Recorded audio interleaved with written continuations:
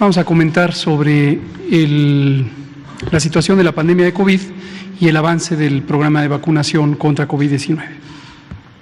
Aquí vemos nuestra curva epidémica de agregación semanal, que ya es muy conocida, y vemos que en la semana más reciente habíamos tenido una reducción muy leve de los casos estimados. Sin embargo, esta nueva semana abrimos con una reducción sustancial de menos 19% menos que la semana previa, y estimamos que cerraremos la semana todavía con una reducción de al menos 10 puntos porcentuales. Esto, desde luego, como lo hemos venido destacando desde fines de octubre, se vigila todos los días es muy importante que la información se actualice, y por eso lo publicamos diariamente, para que las expectativas sean cercanas a la información en tiempo real. Ninguna conclusión sobre el curso de la epidemia debe asumirse como que es una conclusión definitiva, permanente, o una predicción de un estado permanente de la epidemia.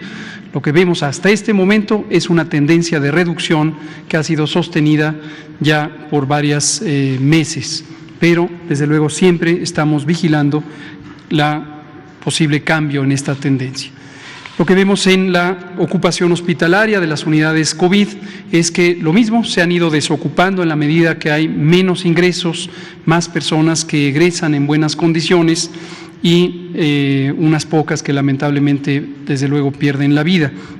La reducción absoluta comparado con el punto máximo de la epidemia en México, que es la cresta de la segunda ola, es de 91%.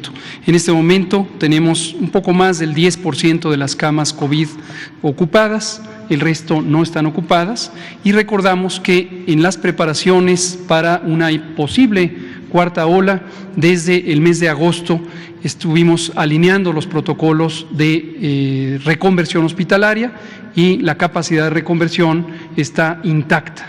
Desde luego, las unidades de atención no están ociosas en la medida en que no fueron necesarias porque se fueron desocupando las unidades COVID, han sido reutilizadas para su uso convencional en la atención de otros padecimientos.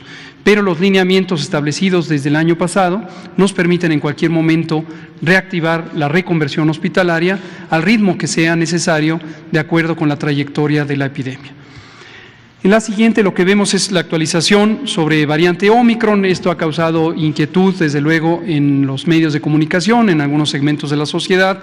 Hasta el momento tenemos 23 muestras identificadas de igual número de personas. 3 que fueron estudiadas a detalle y que dimos a conocer la semana pasada. Hay 20 adicionales que fueron detectadas por su secuenciación genética en un Instituto Nacional de Salud. Este instituto todavía no ha completado lo que está obligado a hacer, que es informar al Sistema Nacional de Vigilancia Epidemiológica. Vamos a hacer un recordatorio a todas las instituciones de salud públicas y también a todas las dependencias privadas que, de acuerdo a la Ley General de Salud, tienen la obligación de notificar de manera inmediata y notificar a la autoridad sanitaria mexicana. Es muy útil también que compartan información sobre las secuencias genéticas en plataformas globales, pero el incumplir con la notificación hacia el Gobierno de México es una falta importante. Desde luego, en una condición como esta, es una falta aún más importante. Pero los estudios de secuenciación genética nos permiten hasta el momento identificar estas 23 personas que tienen COVID. ¿Qué podemos destacar? Su localización, se ven en color oscuro 4 entidades federativas en donde ya hay estudios completos de las especímenes. En el caso de Sinaloa, apenas está con una sola muestra que está en procesamiento, no hay todavía una conclusión definitiva. Lo segundo que vale la pena destacar es que hasta el momento de estas 23 personas que han tenido la variante Ómicron tienen síntomas leves. Ninguno ha sido hospitalizado por razón de salud. El único fue el caso inicial que anunciamos hace un par de semanas, que se hospitalizó de manera voluntaria para prevenir contagios. No contagió a ninguno de sus contactos cercanos. La persona, por supuesto, ya no tiene ningún síntoma ni es contagioso. Y 70% de quienes han sido identificados en este conjunto de 23 secuencias genéticas no habían sido vacunados.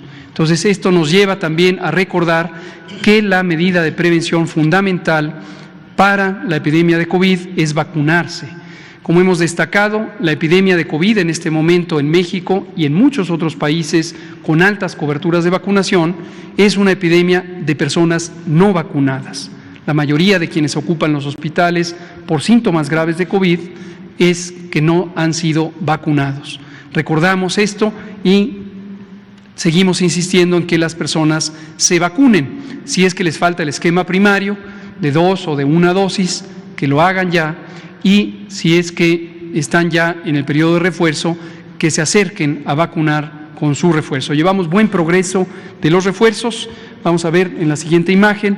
La semana más reciente, del 13 al 19 de diciembre, tuvimos muy buena aplicación de vacunas. Martes, miércoles y jueves tuvimos casi 1 millón de dosis en cada uno de esos días y tenemos un promedio de 642,000 vacunas a lo largo de la semana. Y esto es principalmente por los refuerzos que se están aplicando a personas de 60 años de edad y mayores. En la siguiente vemos la cifra acumulada de dosis aplicadas, 146,8 millones de dosis que han sido aplicadas desde que inició el programa el 23 de diciembre de 2020 y podemos ver que ya tenemos 81,9 millones de personas que han sido vacunadas. Hemos actualizado ya con la información más reciente, sobre todo de las entidades federativas que tenían rezago en la documentación de personas vacunadas, los porcentajes de esquemas completos contra esquemas que están todavía por completarse. En este momento, 88%, que son 72 millones de personas, ya tienen el esquema completo y el 12% restante, casi 10 millones, están en espera de completar el calendario para su segunda dosis. Esto nos lleva a la cobertura nacional. 88% de la población adulta en México ha sido vacunada contra COVID y ya solamente 4 entidades federativas tienen coberturas menores al 80%, Veracruz, Guerrero, Chiapas, Oaxaca son las que están pendientes de alcanzar al menos 80%. Algunas, desde luego, destacables, como la Ciudad de México, con coberturas completas que fueron alcanzadas de manera muy oportuna. Vemos las dosis que hemos recibido hasta el momento, 194,5 o casi 0,6 millones de dosis. Y en la semana tendremos una nueva adquisición o entrega de casi 2 millones de dosis de Pfizer, 1,5 millones de dosis de Astra que fueron liberadas ayer y esto nos da 3,6 millones en la semana. Por último, vamos a hacer un resumen de lo que ha llegado y de lo que se ha contratado y vemos en esta diapositiva, México contrató 194,493,640 dosis. Hasta el momento, de acuerdo con los contratos, se han recibido 184 millones de dosis, pero además a México le han donado, Estados Unidos nos donó 10,421,800 dosis.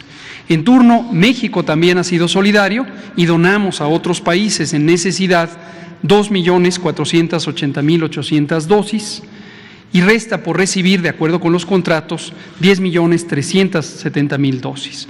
Se ha pagado por estas vacunas contratadas 1,626 millones de dólares y están pendientes por pagarse 229 millones de dólares. Se paga solamente una vez que llega el producto, por supuesto.